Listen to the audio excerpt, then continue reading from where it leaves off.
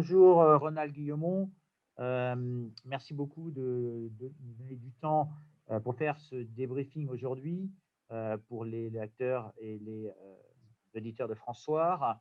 Vous êtes un ancien gendarme, aujourd'hui retraité, et vous éditez un site qui est devenu assez populaire qui s'appelle Profession Gendarme, qui a reçu, je crois, plus de 3 millions de visiteurs. Dans le cadre de notre ligne éditoriale, bien sûr, on aime bien parler à tout le monde et que les gens puissent s'exprimer. Et je trouvais que c'était intéressant d'avoir le point de vue de quelqu'un qui a été dans les forces de l'ordre, qui s'est battu pour la liberté d'expression, et que vous reveniez un petit peu sur votre profession, vos combats, la naissance de votre suite, pourquoi, quelles sont les informations qu'on peut y trouver, comment vous choisissez vos sujets, et puis quels sont vos prochains sujets. Voilà, peut-être que vous pourriez vous présenter pour commencer. Qu'est-ce que c'est qu'un ancien gendarme? Oui, tout à fait. Bonjour Xavier. Eh bien, écoutez, je suis Ronald Guillemont. J'ai 72 ans. J'ai effectué 35 ans de carrière militaire. Après un engagement de 5 ans comme sous-officier dans l'armée de l'air, je me suis engagé dans la gendarmerie nationale. J'ai fait mon école de gendarmerie à Berlin, en Allemagne. Puis, j'ai été affecté en gendarmerie mobile en région parisienne pendant 5 ans. Donc, je connais un peu ce que c'est les manifestations, le maintien de l'ordre. Par la suite, je suis rentré en gendarmerie départementale et j'ai été affecté dans les brigades suivantes, Saint-André-Cubzac en Gironde, puis Péberchrist dans le Finistère, et j'ai terminé ma carrière au Relais-Carillon près de Brest. Je suis en retraite depuis 2003, ayant atteint la limite d'âge.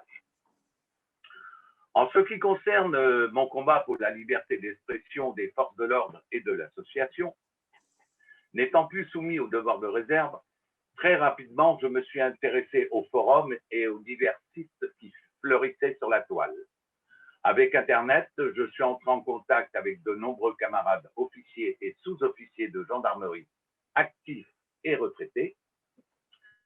Je me suis donc retrouvé président d'une des premières associations défendant la liberté d'expression des gendarmes.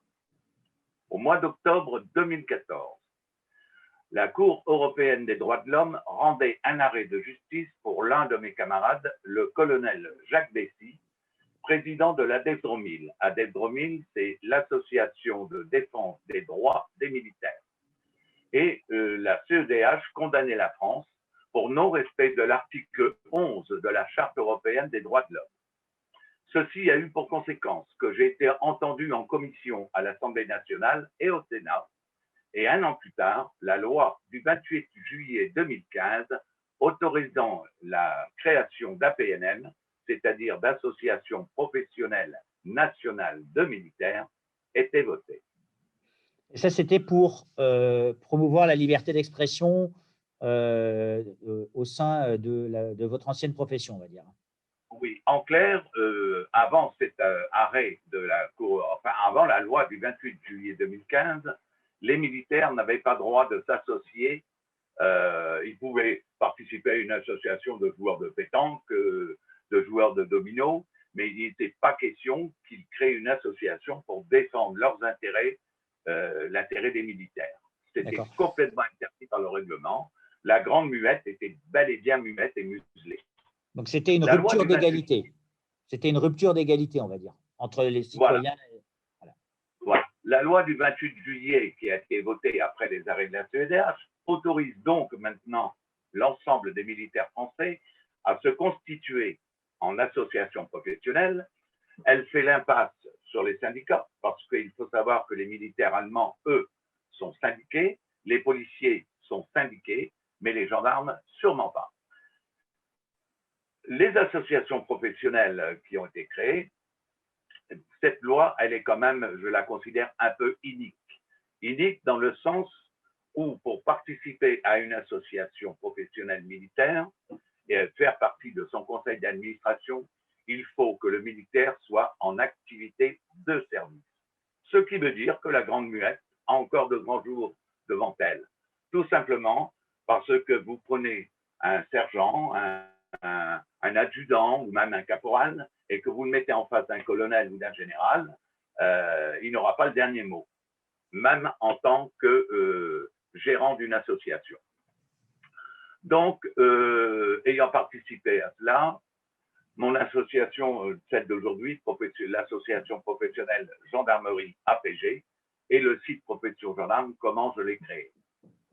N'étant plus en accord avec ma première association et son forum, ceci ayant été infiltré par la hiérarchie, je l'ai quitté et je créai Profession Gendarme. Avec ce site, mes intentions étaient de donner à mes camarades une véritable liberté d'expression où ils pourraient s'exprimer en toute liberté et sans censure d'aucune sorte. Profession Gendarme a donc été créée le 1er avril 2013 et je vous assure, ce n'est pas un poisson d'avril. Très rapidement, le site a pris de l'ampleur. J'ai voulu rassembler sur ce site un maximum d'informations publiées dans divers médias et intéressant gendarmes, militaires et policiers. L'association professionnelle gendarmerie APG a été ensuite créée en juin 2014. Pour cette association, je me suis entouré d'officiers supérieurs et d'officiers de gendarmerie en retraite, eux aussi libérés du devoir de réserve. Pour exemple, le trésorier de mon association est le commandant Alain Martel, et le secrétaire de l'association est le capitaine Bernard Martelot. D'accord. Et il y a combien de membres dans cette association, juste pour nous? Alors, le conseil d'administration, aujourd'hui, nous sommes 3 dans le conseil d'administration. Mais nous avons tout doucement, et ce n'est pas le nombre de nos adhérents qui est important, c'est le bruit. C'est le bruit, excusez-moi, 2 secondes. Voilà, on m'appelle sur une autre ligne. 2 secondes. Hein. C'est le bruit que fait Profession Gendarme avec le nombre de nos lecteurs. Vous m'avez parlé de la crise actuelle. Actuellement, les phénomènes de société sont suffisamment inquiétants pour que des professionnels, excusez-moi encore, voilà, je vais l'éteindre parce que ce n'est pas possible, on ne va pas pouvoir continuer si je n'éteins pas mon téléphone. Donc, je disais donc actuellement, les phénomènes de société sont suffisamment inquiétants pour que des professionnels qui ont consacré leur carrière à la protection des populations s'y intéressent. C'est pourquoi Profession Gendarme fait actuellement de la réinformation et n'hésite pas à publier des infos que les médias mainstream se gardent bien de publier. Nous avons des contacts étroits avec divers médecins et professeurs connus sur la toile et dans les médias. Bon, je ne désire pas trop citer les noms, peut-être qu'ils n'aimeront pas. Ensuite, avec… juste une petite question. Donc, vous vous définiriez comment, en fait? Vous vous définissez comme un lanceur d'alerte, comme… Oui, lanceur d'alerte, tout à fait. Lanceur d'alerte, tout à fait.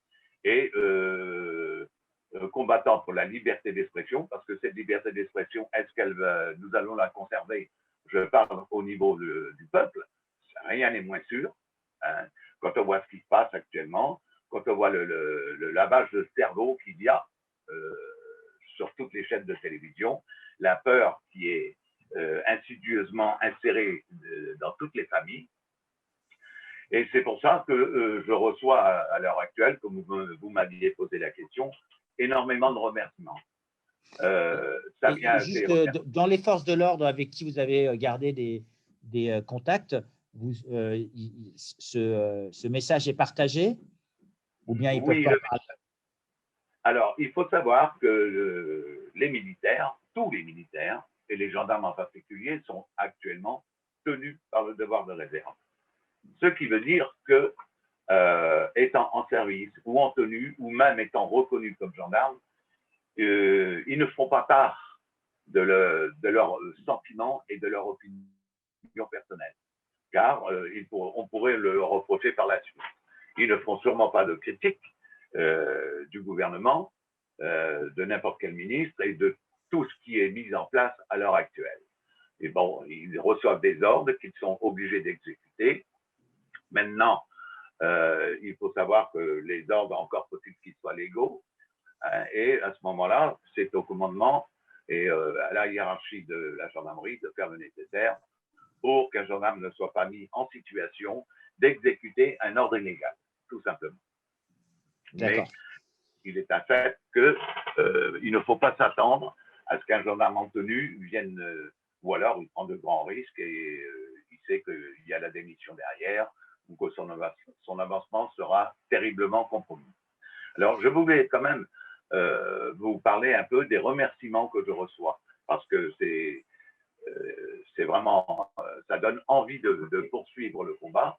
Voici quelques exemples de messages que je reçois et que je vais garder, hein, parce que bon, je ne les garde pas tous. Alors, un exemple, voir votre site, c'est comme une bouffée d'espoir. Pour notre avenir aussi, merci à vous. J'ai encore un autre exemple. Bonsoir, je vous remercie pour votre site d'information. J'ai découvert votre site par les hasards du désœuvrement qu'offre le confinement. Après avoir longuement parcouru le site et ses différents articles très pertinents, je tenais à vous remercier. Et ce, alors là, on va rire un peu quand même, et ce, malgré les contredanses en tout genre. Bravo, continuez. Perso, ça me réconcilie avec votre profession, au point que je vais scruter chacun des gendarmes qui m'arrêteront dans l'avenir. Et encore une autre qui est pas mal, qui est très sympa. Bien le bonjour à vous, un très grand merci pour le travail que vous faites. J'ai un grand plaisir chaque jour à regarder les articles de qualité que vous publiez. Je ne suis pas gendarme, mais simple citoyen et cela nourrit considérablement ma réflexion. Continuez quand c'est encore possible. Quand c'est encore possible. Merci, et alors là, c'est très gentil. Au lieu de me mettre cordialement, la personne m'écrit cordialement. C'est joli, je trouve. Il y en a un autre qui me dit ceci. J'ai signalé au canard que vous faites le boulot qui devrait être le sien. Alerté devant la dictature qui s'impose, je vous envoie de nombreux lecteurs. Bravo et merci. J'en ai encore un ou deux à vous je pense que ça va, Ronald. Pour ça, on en a eu beaucoup. Je pense que un des autres éléments qui est important, c'est comment vous choisissez vos sujets. Alors, mes sujets sont simples. Maintenant, surtout, bon, au début, je lisais tous les sujets, je les lis d'ailleurs, hein, toutes mes publications, je les lis, les vidéos, je les regarde. Bon, je dois reconnaître que parfois, je les lis en diagonale. Hein, mais dès que je vois que l'article est intéressant, je le prends et je le publie. Mais le choix de mes sujets, beaucoup de mes lecteurs m'informent de ce qu'ils ont lu sur la toile ou dans divers journaux. J'ai aussi beaucoup d'officiers supérieurs de gendarmerie en activité et en retraite, j'ai les deux, et des policiers qui m'informent. Tous ces gens m'écrivent et me transmettent des liens que je n'ai qu'à reprendre pour publier. Je lis tous les articles, hein, mais j'essaie également d'éviter les fake news. Et les fake news sont très nombreuses sur la toile. Mais je ne prétends pas être infaillible.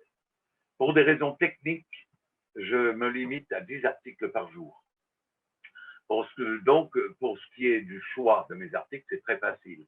L'ensemble des médias mainstream ne cesse de laver les cerveaux en martelant une peur du Covid, le nombre de morts toujours attribués au Covid, et en publiant des chiffres statistiques qui sont faux ou erronés ou sortis de leur contexte.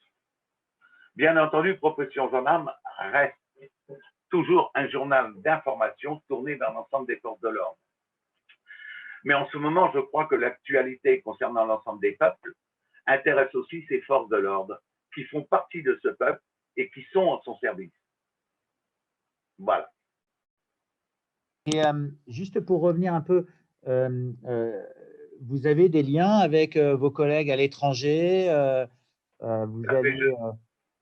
J'allais en venir. Il s'avère que Profession Gendarme est lue et partagée dans de nombreux pays du monde entier. Et je pourrais citer de nombreux pays européens, mais aussi le Canada, les USA, l'Australie et, à ma grande surprise, même la Grèce. Pour ce qui est de l'Espagne, Profession Gendarme est très proche de la Policia espagnole et de la Guardia Civile. Nous avons, à plusieurs occasions, publié des articles de Policia pour la Libertad et nous sommes en relation avec la fondatrice de l'organisation, Sonia Vescovaci, très difficile à prononcer, qui est gardienne de la paix au sein de la Policia nationale espagnole. Sonia et son équipe nous tiennent informés des mouvements sociaux et des manifestations organisées par la Policia pour la Libertad. Voilà. Alors, Profession Gendarme est souvent repris également par réseau international, traduit dans différentes langues sur de nombreux autres sites de réinformation. Et il y a quelque temps, un site américain, NewsGuard pour ne pas le citer, a tenté de faire pression sur nous, mais ils se sont retrouvés en position de l'arroseur arrosé, finalement. Voilà. Et vous m'avez parlé qu'il y avait que vous alliez interviewer une policière espagnole. Alors, c'est un projet. Nous avons un projet d'interviewer une policière espagnole qui parle français. Enfin, elle le parle. Elle peut s'exprimer en français et qui aura un message à adresser à mes camarades gendarmes ainsi qu'à mes collègues policiers. Donc, à l'ensemble des forces de l'ordre françaises. Voilà. Et Ronald, juste une question peut-être un peu personnelle. Donc, vous avez 72 ans, vous êtes dans la cible, on va dire, de la Covid. Vous êtes inquiet, vous avez été inquiet, vous avez des gens autour de vous qui ont été inquiets? Non, pas du tout. Pas du tout. Pas du tout, mais vraiment pas du tout.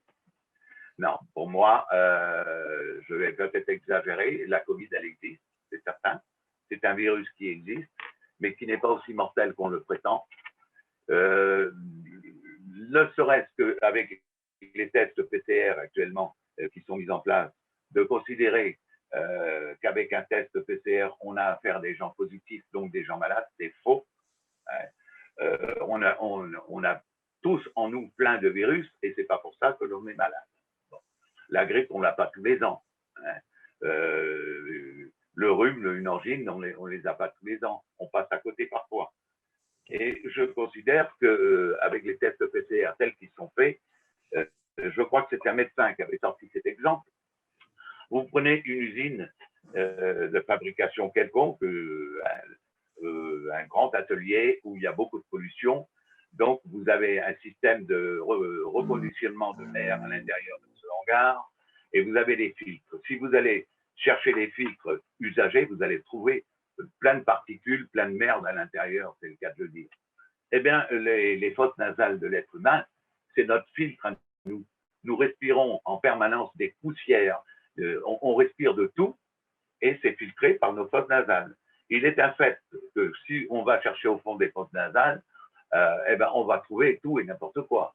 Maintenant, si quelqu'un qui va faire un test PCR avait le courage de se rincer, je dis bien de se rincer les fosses nasales et de bien se moucher, il est peu probable qu'on trouve matière à virus.